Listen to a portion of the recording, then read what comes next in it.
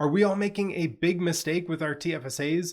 The more I think about it, the more I think we're using the TFSA wrong, especially in early retirement. This mistake could easily cost us hundreds of thousands of dollars of investment returns over time. It could mean less money in our estate. It could mean less money for retirement spending. It could mean less money in tax-advantaged assets. The TFSA is a fantastic account for retirement planning. It provides tax-free growth on investment assets. It does not have minimum mandatory withdrawals, and it gains contribution room every year regardless of employment income. It is a fantastic account to help manage retirement income and assets, but we're using the TFSA wrong.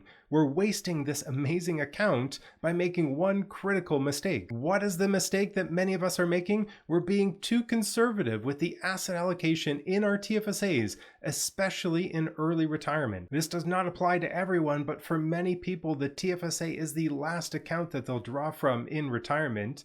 They might reach retirement at age 55, 60, or 65. They might not make their first TFSA withdrawals until age 75, 80, 85, or later. This means there could be a 10-year period where the TFSA just continues to grow. It could be as high as 20 years or even 30 years between retirement and the first TFSA withdrawals. With such a long period before TFSA withdrawals begin, there's an opportunity to take more risk within the TFSA. Rather than investing the TFSA with the same asset allocation as your other retirement assets, you could choose to have a higher equity weighting within your TFSA account, benefiting from the higher expected rate of return over the long term. There might be more volatility in the short term, but because we're often not making TFSA withdrawals in early retirement, that additional volatility is less of a concern. The exception, of course, is if you're using your TFSA earlier in retirement.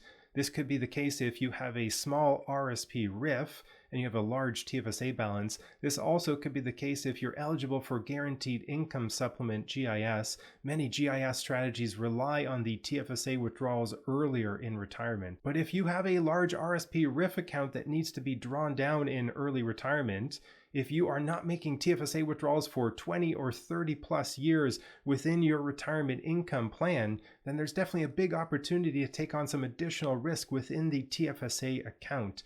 Now let's take a look at an example to see exactly how much this could be worth. Let's explore this example on the Advice platform. If you don't have a retirement income plan yet, we'd highly recommend creating one. You can go to advice.ca. You can get access to the software platform, the AI strategies, our community for support, and we do bi-monthly webinars as well. The cost is just $9 per month or $49 for the year. Now, if you've watched some of our previous videos, you're maybe familiar with this example. This is Jennifer and Michael here. In this particular scenario, we've got a CPP at age 70 strategy enabled, as well as some higher spending in their go-go years. As you can see, we have some pension income, non-registered and registered assets that we're drawing down, but you'll notice there's no TFSA withdrawals here within this particular plan. We've got them spending about $83,000 a year in early retirement. Mid-retirement drops down to about $80,000 a year, and in late retirement down to about $61,000 a year. So we've got some go-go, slow-go, and no-go spending phases within the plan. Overall, their net worth looks quite good. You can see here they've got some TFSA assets, about $200,000, a healthy non-registered account. This was from a downsize, $500,000, and also a registered account with close to $500,000 as well. We can see within the plan they draw down their retirement assets, but once they get to mid to late retirement and their spending drops, their TFSA actually grows in assets over time. So they're ending up with a fairly sizable TFSA. This is great if they have additional care costs later on in retirement. Overall, the success rate's about 71%. A little bit of chance of running out of money, but that doesn't happen until age 74, 75, which is 20 years after they've started retirement. They have a long retirement period starting at age 55, and we're projecting all the way into their late 90s here. So overall, good plan. What we're going to take a look at is whether or not we can increase this overall estate value and perhaps even success rate just by changing the asset allocation within the TFSA. Now, because Jennifer and Michael have a pension, they have an 80-20 asset allocation for the rest of their retirement accounts. We're going to explore increasing the TFSA asset allocation to be maybe 100% equities. So a 20% increase. If you're currently at a 60-40, maybe you'd increase that to 80-20. So it depends on your current asset allocation, your current risk tolerance. Now we're going to go here to advanced options. We're going to go scroll down to the tax sheltered accounts. We're going to open up the net return column so that we can make some changes here to the asset allocation, and the accounts 1 and 4 are the TFSA accounts. So all I'm going to do here to test this is we're going to zero out the asset allocation for fixed income, and we're going to increase the asset allocation for equities. And that's all we have to do. Once we save this and we recalculate the plan, we're going to be able to see the increase in their estate value. Right where now we're at $2 million, a little bit over $2 million. Let's see what it becomes with the increased asset allocation in the TFSA.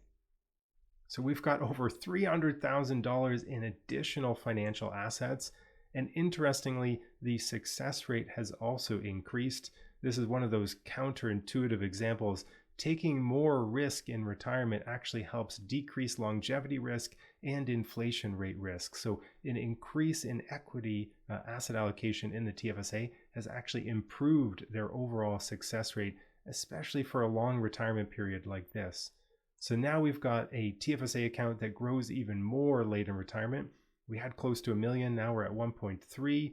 We've got additional assets here, and we haven't actually decreased the success rate or the risk in the plan. In fact, this plan is now more successful as a result. So if you've got a large TFSA, if you're not making withdrawals within your retirement income plan from your TFSA account until late in retirement, or perhaps never, you really want to consider increasing the asset allocation in your TFSA to take on a little bit more risk in early retirement. We can see from that example that there's a lot of opportunity to think about the way you're using the TFSA account in retirement, increasing the asset allocation within the TFSA account, especially if you're not making withdrawals for 20 or 30 plus years in early retirement, could mean a significant amount of additional assets towards the end of retirement. This is great for long-term care costs, in-home care costs, or potentially just a larger estate in the future. Increasing that equity allocation uses the TFSA to the maximum potential, and it's a great way to really maximize your retirement plan. Thanks so much for watching. I'd love it if you like and subscribe, and we'll see you at the next one.